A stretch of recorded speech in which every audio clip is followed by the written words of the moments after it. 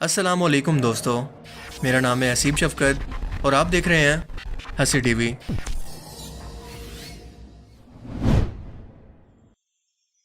اللہ کے آخری نبی حضرت محمد صلی اللہ علیہ وآلہ وسلم صرف عرب کے لیے نہیں بلکہ پوری دنیا کے لیے ہدایت اور اللہ کا حکم لے کر آئے تھے، جس کا مطلب کہ یہ ضروری تھا کہ آپ کی دعوت دنیا کے ہر ایک کونے کے اندر پہنچے، اور اسی مقصد کو حاصل کرنے کے لیے صلح حدیبیہ یعنی مشرکین مکہ سے آپ صلی اللہ علیہ وآلہ وسلم کی صلح کے بعد آپ نے اس وقت موجود تقریباً سبھی بادشاہتوں کو اسلام کی دعوت دینے کے لیے خطوط لکھے، مگر ان میں کہیں بھی ہندوستان کی سرزمین کا ذکر نہیں ملتا۔ تو کیا اس کا مطلب ہے کہ واقعی ہندوستان کے اندر اسلام کا پیغام کبھی پہنچا ہی نہیں؟ اور اگر پہنچا ہے تو کب اور کس طرح سے؟ اور یہی ہماری آج کی اس ویڈیو کا ٹاپک ہے کہ ہندوستان کے اندر اسلام آخر کیسے آیا، جسے سمجھنے کے لیے آپ کو 1400 سال کی ٹائم لائن اور اسلامی تاریخ کو مختصر طور پر جاننا پڑے گا، اور اس ویڈیو کو ہم 2 پارٹس کے اندر ڈیوائیڈ کریں گے، لیکن میں کوشش کروں گا کہ آپ کو آسان سے آسان الفاظ کے اندر سمجھا سکوں۔ تو چلیے شروع کرتے ہیں۔ اسلام کا آغاز دنیا کے پہلے انسان اور پہلے نبی حضرت آدم علیہ السلام سے ہندوستان کی سرزمین سے پہلے ہی ہو گیا تھا، کیونکہ انہیں اس وقت ہندوستان کے علاقے سری لنکا کی سرزمین پر اللہ کے حکم سے اتارا گیا، مگر امت مسلمہ کا آغاز رسول اللہ صلی اللہ علیہ وآلہ وسلم کی دعوت دین کے بعد ہوا، کیونکہ رسول اللہ صلی اللہ علیہ وآلہ وسلم کی پیدائش 571 کے اندر ہوئی، جبکہ اس کے 40 سال کے بعد آپ نے نبوت کا اعلان کیا، یعنی 610 کے اندر۔ 622 تک یعنی تقریباً 12 سے 13 سال تک آپ نے مکہ کے اندر دعوت کا کام کیا، اور اس کے بعد ہجرت کر کے مدینہ تشریف لے گئے، اور مدینہ میں اپنی وفات تک یعنی 632 تک آپ نے پورے جزیرہ عرب کے اندر اسلام کو غالب کر دیا۔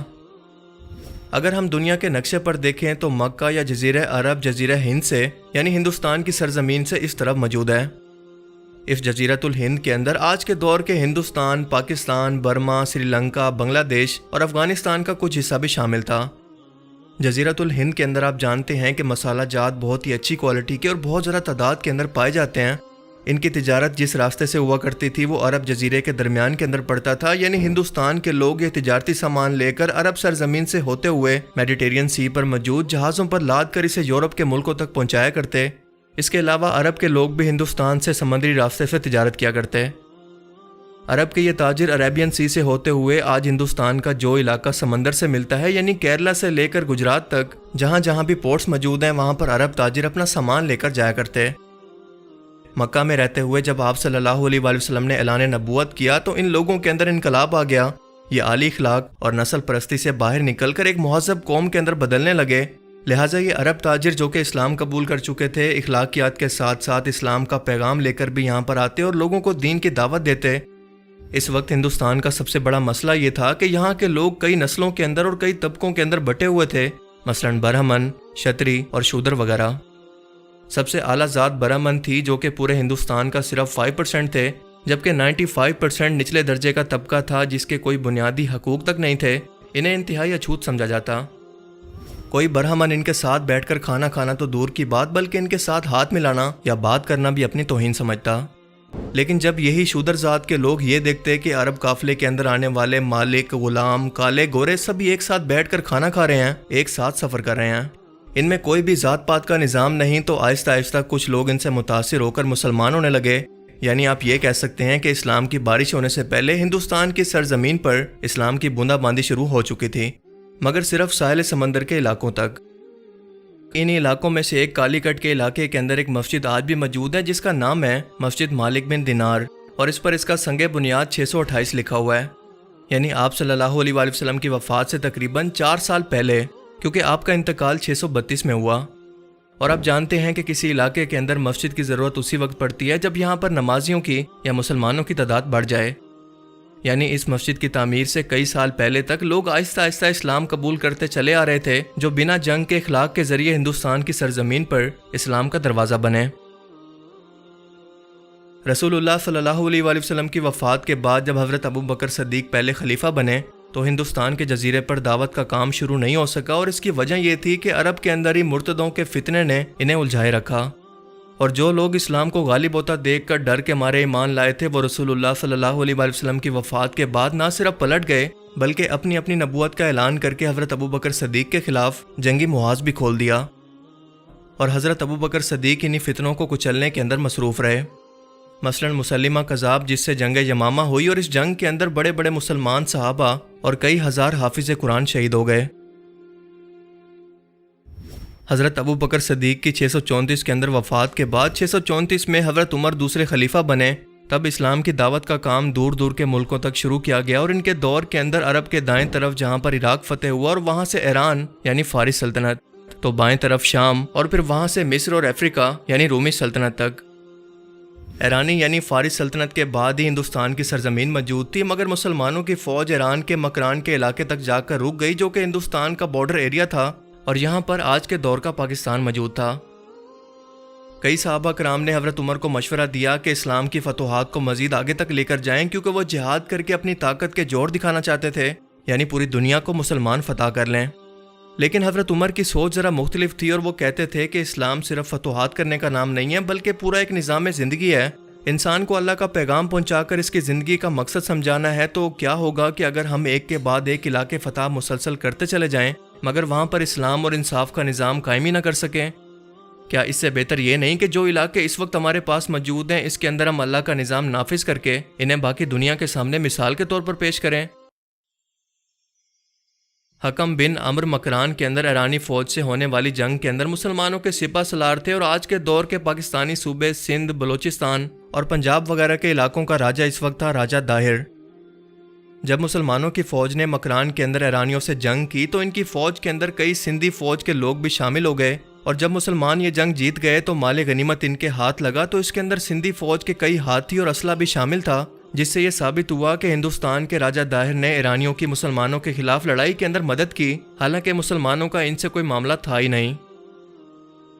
یہ دیکھ کر اس وقت کے بحرین کے گورنر عثمان بن ابی العاص نے سعید بن عاص نام کے سپہ سالار کو امان کے راستے بھیج کر آج کے دور کے ہندوستانی علاقے ممبئی پر حملہ کروا کر اس پر قبضہ کر لیا۔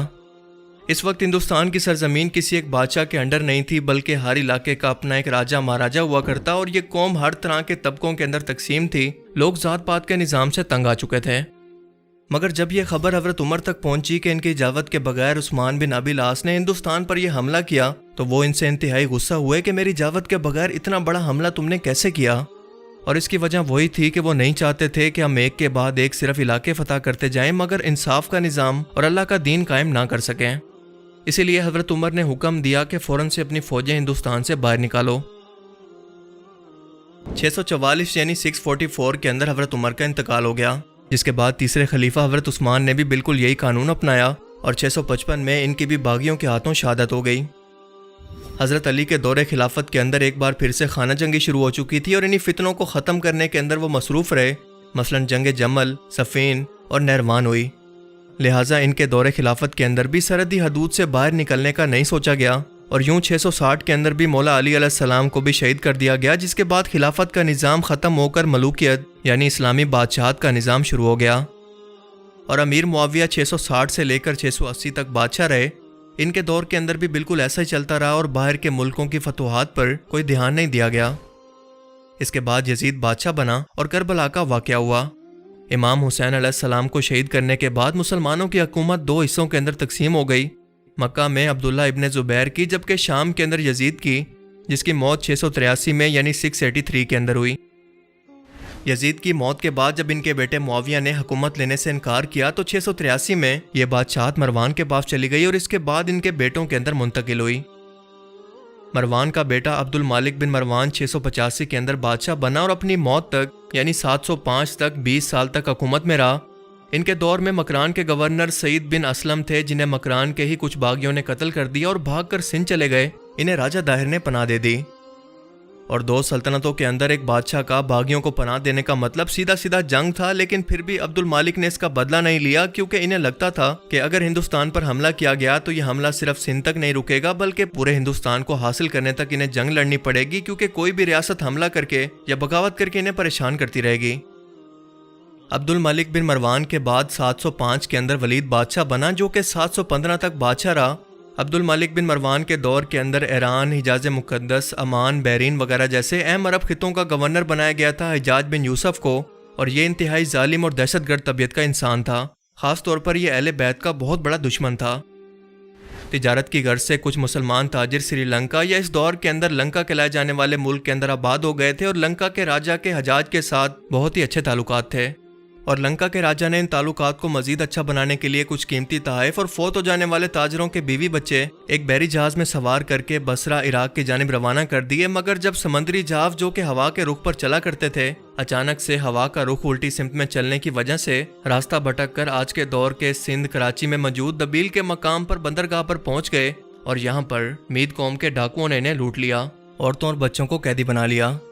انہی عورتوں میں سے ایک نے حجاج بن یوسف کے نام دعائی دی کہ ہماری مدد کرو، اور جب اس واقعے کی اطلاع حجاج بن یوسف کو پہنچی تو اس کے لیے عزت اور ذلت کا معاملہ بن گیا کہ اگر کچھ نہیں کیا تو پوری دنیا کے اندر بدنامی ہوگی اور قیمتی تحفے بھی ہاتھ سے جائیں گے۔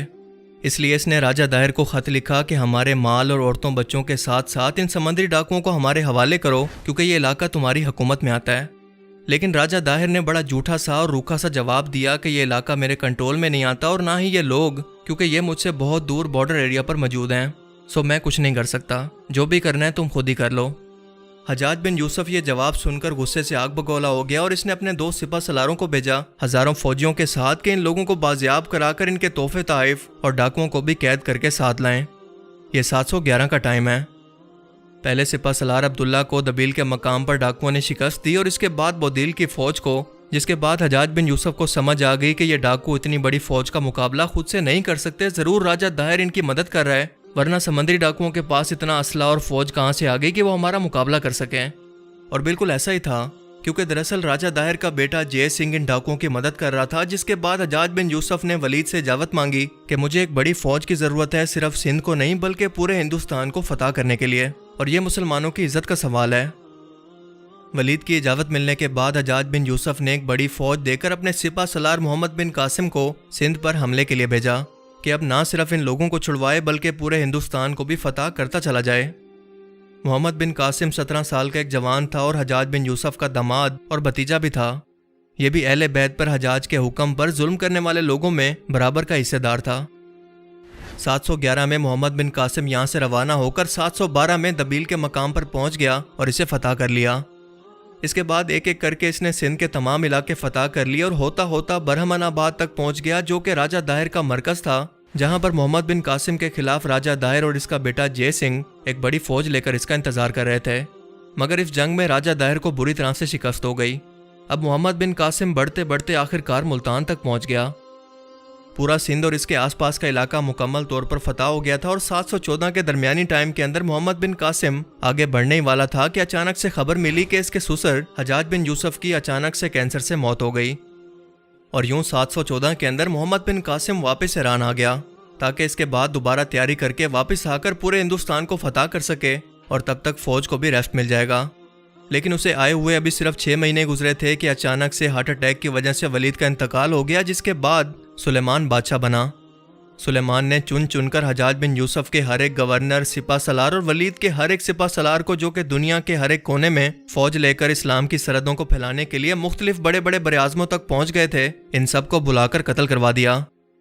مثلاً افریقہ میں گورنر موسیٰ بن نصیر اور ان کے سپہ سالار طارق بن زیاد کو، جو کہ اندلس تک پہنچ گیا تھا، انہیں بلا کر قتل کروا دیا۔ موسیٰ بن نصیر کو مدینہ کے اندر بھیک مانگنے پر مجبور کر دیا۔ حجاج بن یوسف کے سپہ سالار محمد بن قاسم کو قتل کر کے اس کی لاش پر گھوڑے دوڑائے گئے، اور دوسرا لشکر جو کہ سمرقند اور بخارا سے ہوتا ہوا قتیبہ سپہ سالار کی قیادت کے اندر کاشگر یعنی چائنا تک پہنچ گیا تھا، اور قسطنطنیہ میں رومن امپائر سے لڑنے والے سپہ سالار کو بلا کر سلیمان نے قتل کروا دیا۔ اور یوں اسلام کی سرحدیں جو کہ لگاتار سندھ سے پھیل کر پورے ہندوستان تک، دوسری طرف سے چین تک، تیسری طرف سے ترکی اور پھر یورپ، اور چوتھی طرف سے پورے افریقہ سے ہو کر پرتگال اور آج کے فرانس تک پہنچ گئی تھی، اچانک سے بڑھنا رک گئی، سب کچھ ایک دم سے رک گیا۔ مگر سوال یہ ہے کہ سلیمان نے آخر ایسا کیوں کیا؟ آخر اس دشمنی کی وجہ کیا تھی، اور اس کے بعد کیا ہوا؟ یہ سب کچھ آپ اس ویڈیو کے پارٹ 2 میں جان پائیں گے۔ اگر یہ ویڈیو آپ کو پسند آیا اور اس سے کچھ نیا جاننے کو ملا تو اسے ضرور لائک کیجئے، اور اب میں ملوں گا آپ سے ایک ایسی ہی نئی انٹرسٹنگ ویڈیو میں۔ تب تک کے لیے اپنا بہت سا خیال رکھیے گا۔ Thanks for watching this video. اللہ حافظ۔